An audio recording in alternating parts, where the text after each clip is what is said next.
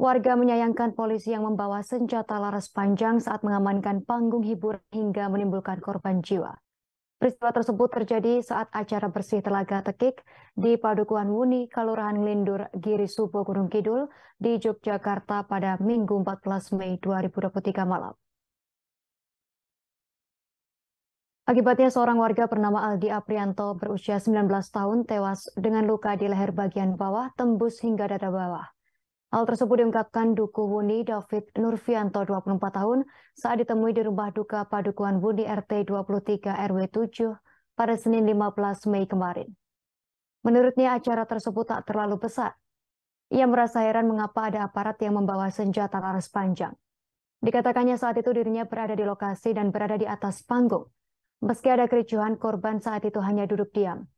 Sebab sesuai dengan kesepakatan, pengamanan dilakukan Polri dan TNI. Posisi saat itu, seorang polisi berada di atas panggung, jarak antara korban dan polisi yang berdiri di atas panggung hanya dekat.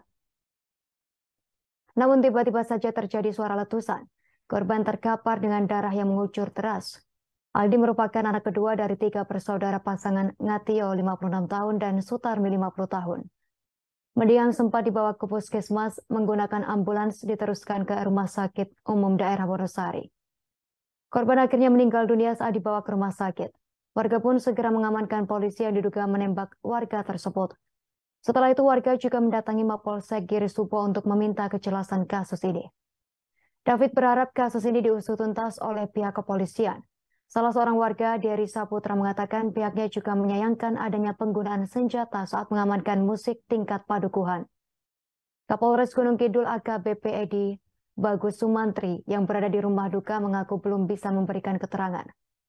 Sementara itu di Treskrimum Polda DIY membeberkan kronologi lengkap Aldi Aprianto terkena peluru tembak milik Bribtu MK anggota Polsek Giri Subo.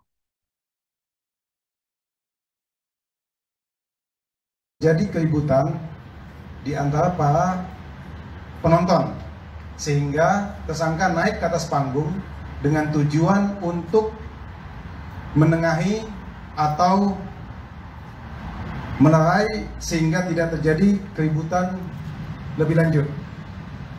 Kemudian tersangka dari atas panggung meminta senjata api yang dipegang oleh rekannya, yaitu saksi Hasatyo Ibnu Yudono, dengan tujuan diamankan.